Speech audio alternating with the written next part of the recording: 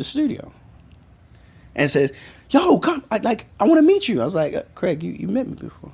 He said, I did? I was like, yeah, about 6 years ago, you flew me to LA to meet with the other dude. And he's like, I did. I remember you. That's wow, look. Craig. He said, whatever happened with that? Dude walk in. and Craig was like, you don't remember Harmony? He's the guy that I sent to you 6 years ago. Look what happened. And I was just like, We love that moment. Love that. We love that moment. And it was one of them ones where it's just like, okay, I thank you. I'm glad that I didn't have to be a nigga that day. God got my back. Absolutely. What are your parents? A lot of my moves, they didn't like. I hadn't seen my dad in probably 5 years. Because at this point, you're a grown man. Well, I'm definitely a grown man. But me and my dad really had problems. Like, Okay. when I was younger, he was like physical.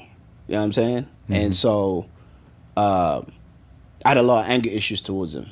And so he just wanted me to be the best. Now I understand. Like, Yeah. the nigga, you know, when you realize, damn, Pop, you was under some different stress. But as a young man, I was just getting my ass whooped. You don't get it. And it was just, it was too much. I mean, I was going home to school with black eyes and, what happened to your eye? Oh, I fell over playing soccer or whatever. And I grew up with a resentment. So to prove my point, that became my driving force. I was like, I'm going to show you, Pop, who the fuck I really am. And so that thing you used to see in my eye, where it was like just monstrous, it was him. Because every time he told me no, it just became like a battering ram in my hand. Like I was just like, so I disappeared. I didn't tell them. And what I realized was I had to keep it a secret, because if I told them what I was trying to do, they would emotionally get in my head. Gotcha. And kind of pull me away from the opportunity that was in front of me. Yes, I didn't know what was going to happen. And it was like, you're going 12 hours away on a plane to a land that nobody knows. Yet on TV, the story is cocaine, drugs, rock star life. Michael Jackson got killed.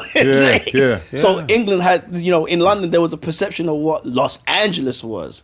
In London, at one time, you say Los Angeles, they called it Babylon. Yeah. You know what I'm saying? That was the perception. And I was like, so I can't tell nobody. I literally moved to LA and lived in LA for a year before I told them. Wow. That's wow. I lived in LA and I made sure that I popped off. So when I called him, I was like, your son done made it. Yeah. So when they came over, they was like, nigga, you made it. So what's the your son done made it moment? What is that? What milestone had you reached that you felt like this is enough to let them know that I'm good, this is my career? There's a couple, but the one that really did was when I paid their house off. When I was like, yeah, I ain't got to pay. What got that? A lot of Ariana Grande. Talk about it. That was the life-changing experience of my career. I went from he's a dope producer, he's a great producer, to super producer after I did that. And what songs were those? Ariana Grande, The Way featuring Mac Miller. Talk about it. Great record. Great record. Right There, Big Sean. And how long has you been out here before you get that? 3 years. 3 years. So I moved here officially 2010, January 2010, and 2011 I was cutting those records on that. In 2012 it blew up.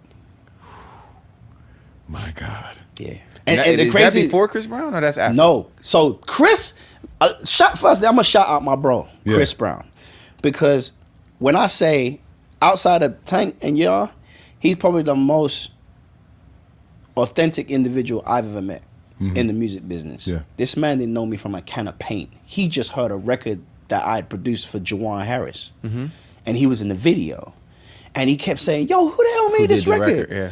And they go, "This kid Harmony," and he walked up to me, didn't know me from a can of paint. He was like, "You made this record, bro?" I was like, "Yeah." He's like, "Yeah, we gotta work."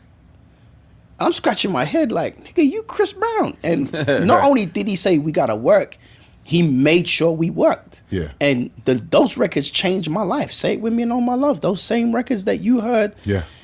And even that session.